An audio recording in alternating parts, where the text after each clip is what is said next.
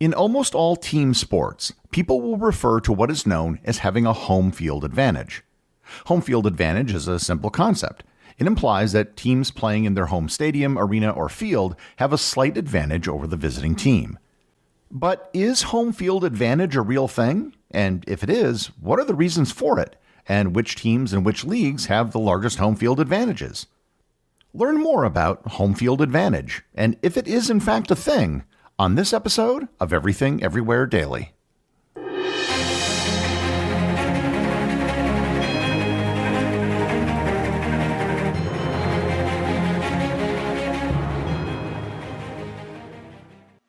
This episode is sponsored by ButcherBox. Doing a daily podcast means spending a lot of time sitting on my computer researching and recording. To be honest, there have been days that I've been unable to leave the house to go get something to eat, or if I do remember, it's often too late and everything is closed. This is just another reason why I love ButcherBox. They send frozen, high-quality meats and seafoods directly to my door, so I always have something that I can make in my freezer. Whether it's my famous Scotch eggs, a meatloaf, or just cooking up a steak in my cast-iron frying pan, ButcherBox's home delivery makes it easy. With ButcherBox, I don't have to sacrifice quality for convenience. If you leave a busy life and are looking for good food for your family with the ease of home delivery, then you have to try ButcherBox. Sign up for ButcherBox today by going to butcherbox.com/daily and use code DAILY at checkout to get $30 off your first box. Again, that's butcherbox.com/daily and use code DAILY. Okay, you can do this. I know. Carvana makes it so convenient to sell your car. It's just hard to let go. My car and I have been through so much together. But look, you already have a great offer from Carvana. That was fast. Well, I know my license plate and VIN by heart, and those questions were easy. You're almost there. Now to just accept the offer and schedule a pickup or drop-off. How'd you do it? How are you so strong in letting go of your car? Well, I already made up my mind, and Carvana's so easy. Yeah, true. And sold. Go to Carvana.com to sell your car the convenient way. I might as well cut right to the chase. Home field advantage is a real thing. In fact, it's pretty easy to verify. All you have to do is look at the winning percentage for home teams versus away teams. However, to make sense of this, you can't just look at a single team and a single season. A team might be really good or really bad. A bad team is going to lose at home and on the road, and likewise, a good team will win on the road and at home. To truly figure out if home field advantage is real, you need to look across all teams in a given season or even multiple seasons. For any sports league, the league-wide winning percentage will always be 500, even if the league has ties. The only way to avoid this would be if there were double wins or double losses. Home field advantage has been observed at every level of competition in almost every sport. The only difference is the degree to which home teams have an advantage. Let's start with baseball simply because we have such a large data set. Ever since 1901, every team has played a season with either 154 or 162 games, save for strike seasons or seasons shortened by the pandemic. If we go all the way back to 1869, the start of professional baseball, there have been over 220,000 games played. During that time, with that large of a data set, the home team won approximately 55% of all games. In the NFL, the home field advantage is usually between 55 to 60% each season. Given the smaller number of games played every year, there's more variation in the winning percentage. The NBA, which plays more games than the NFL but less than baseball, has a steady home winning percentage of about 60%. In the National Hockey League, the home winning percentage is about 55%. The American Professional Soccer League, Major League Soccer, or MLS, has a home field winning percentage of 69%, if you assume ties are half wins and half losses. This isn't just a phenomenon of North American professional sports. In Division I men's college basketball, the home winning percentage varies from 67 to 69% in most years. In international cricket, the home winning percentage is approximately 60%. In rugby union, it's around 58%. In Japanese professional baseball, it's one of the lowest at just 53%. In the 2022-2023 season in the English Premier League, using the same metric as with Major League Soccer, the home winning percentage was 60%. So the effect is real, and every student of the sport knows this to be true. The big question is why? As easy as it is to verify the existence of home field advantages, coming up with a root cause is much more difficult. Without any knowledge or data, you could probably come up with some hypotheses as to why this is the case. One of the popular reasons that's often given is that visiting teams are at a disadvantage when they have to travel. Traveling can be exhausting. They're in a place that they may not be familiar with, they may be tired from traveling, and possibly even suffering jet lag. For international competitions, there might be the issue of being in a different culture and eating different foods. Home teams get to sleep in their own bed and get to keep their normal routines. One of the problems with this theory is that home field advantage holds even for teams that play in the same city or don't have to travel very far. There have been cases where there are two teams from the same city who play each other, and despite removing travel from the equation, home field advantage still holds. I should note that while traveling doesn't appear to be the reason for home field advantage, it very well might be a contributing factor, especially when teams travel long distances. The second obvious explanation would be that the actual playing fields are different. This is peculiar to each sport. In some sports, there is little to no variation in the size of the court or the field. Soccer pitches can have some variation in field size, but other parts of the field are consistent. NFL fields and NBA courts have the exact same dimensions. NHL and international hockey rinks vary slightly, but are not significantly different. So it's hard to use the field itself as the explanation for the large imbalances in winning percentages. However, there are sports where the field can make a big difference. Baseball fields famously have identical infields, but can have vastly different outfields. One of the craziest baseball stadiums ever built was the Polo Grounds in New York City. The Polo Grounds was the home in the early 20th century to both the New York Giants and the New York Yankees. The Polo Grounds had an outfield wall in dead center field of 483 feet. That is monstrous by today's standards. Most stadiums have their deepest point in center field at 400 feet or less. The outfield was shaped like a rectangle with the corners a still impressive 450 feet. However, the foul pole in the right field corner was only 258 feet. Depending on where you hit the ball, it was either really easy or almost impossible to hit a home run. Fenway Park in Boston has its Green Monster, which is a close wall at 310 feet, but it's 37 feet high. Wrigley Field in Chicago has an outfield wall made of solid brick that's covered in ivy. Cricket likewise has ovals that can differ greatly in size. A 4 or a 6 in one stadium might not be in another.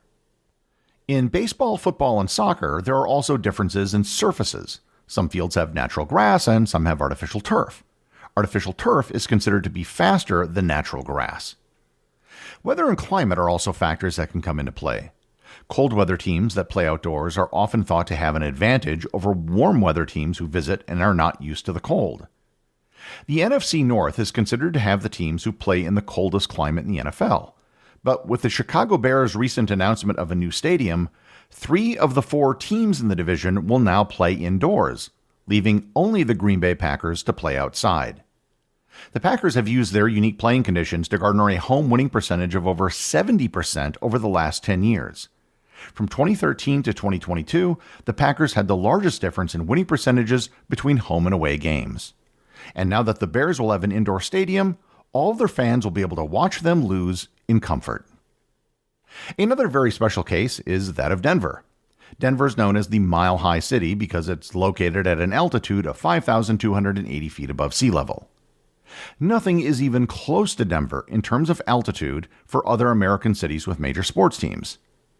The altitude can affect visiting athletes' performance in several ways, particularly through reduced oxygen levels, which can lead to quicker fatigue and slower recovery times. Also, thin air reduces air resistance, allowing baseballs and footballs to travel further than at lower altitudes. This phenomenon significantly increases the number of home runs hit at Coors Field. To counteract this, the Colorado Rockies have used a humidor since 2002 to store baseballs in a moisture-controlled environment, somewhat mitigating but not eliminating the altitude's effect on the game. The Rockies are the only team that's allowed to do this. Also, not surprisingly, Denver was the location of both the longest punt and the longest field goal in NFL history. Other cities, such as Mexico City and Quito, have altitudes much higher than Denver, which make playing there very difficult for visiting teams. And of course, there's also the noise factor. Stadiums tend to focus noise, and they can get very loud. In the NFL, this can make things very difficult on opposing teams who have to communicate on the field. Lumen Field, where the Seattle Seahawks play, is considered to be the loudest stadium in the world. It's listed in the Guinness Book of World Records as the loudest, with a volume of 137.6 decibels, which was measured in 2014. Despite these massive differences in altitude, climate, and fields, many people who have studied the matter do not think that any of these are the major reasons for the discrepancy in home winning percentages. The one factor that has data to support it affecting winning percentages is crowds. And it isn't for the reason you might think. If you ask most athletes, they'll tell you that it means a lot to have their fans cheering for them, which is probably a contributing factor. In some stadiums, like in Seattle, the sheer volume can be an issue. However, one factor which has been measured and found over and over again in different sports are the calls made by referees and umpires. Even though it's not intentional, officials have a bias in favor of the home team. When a batter has a full count in baseball, a pitcher from the home team is more likely to have a pitch called a strike than one from the opposing team. Over in the NHL, the home team gets 20% fewer penalties called against them, which results in about a quarter of a goal per game. In the NBA, traveling is less likely to be called against the home team, and fouls are more likely to be called against the visiting team. This results in 0.8 more free throws or 0.6 points per game for the home team. How do we know that this bias is due to the fans and not something else? It's mainly because we've been able to test it. In European soccer, referees call more fouls against visiting teams. However, that number drops when teams played in a stadium with a track around the outside, which puts more distance between the officials and the fans.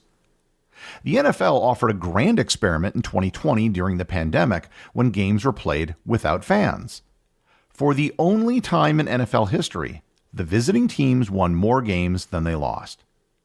Granted, it was only one more game, but the season with no crowds did correspond to the only season where the home team did not have an advantage. There's one other element of home field advantage that I should bring up because as of the time I'm recording in this, it's something that's in the news. The Olympics. Every Olympics, there's a curious thing that happens. The host country almost always wins far more medals than they did in the previous Olympics. In the last 75 years, there have only been 2 Olympics where the host country did not win more medals than in the previous Olympics. Finland in 1952 and the United States in 1996. And in both of those cases, it was only a very slight decrease, whereas the increase in the medal count is usually quite large. The usual explanation given for this is similar to why teams tend to win at home. Most people think it's due to the crowds and the lack of travel. However, that is not the real reason. The real reason why host countries do so well is because they're allowed to bring more athletes than they otherwise would. They simply have more people competing, which gives them more chances to win medals. If you normalize medals on a per-athlete basis, then the host country advantage totally disappears. It either stays the same or actually decreases a tiny bit. One thing I'll close with is that across the board, home field advantage seems to be decreasing over time. It's still there, but it appears to be going down. Again, no one is quite sure why, or if the trend will continue, or if it will become more pronounced in certain leagues. In 2019, for example, the World Series went to a full 7 games, and for the first time in history, the visiting team won every game. Home field advantage is a real thing, and it's important enough that teams often fight for it to have an advantage in the playoffs. In sports that determine champions in a single game, it'll often be played at a neutral site for this very reason. So, if you ever get to choose between playing at home or on the road, your choice is easy. Always play at home. The executive producer of Everything Everywhere Daily is Charles Daniel. The associate producers are Benji Long and Cameron Kieffer. I want to give a big shout out to everyone who supports the show over on Patreon, including the show's producers. Your support helps me put out a show every single day. And also, Patreon is currently the only place where Everything Everywhere daily merchandise is available to the top tier of supporters. If you'd like to talk to other listeners of the show and members of the Completionist Club, you can join the Everything Everywhere Daily Facebook group or Discord server. Links to everything are in the show notes.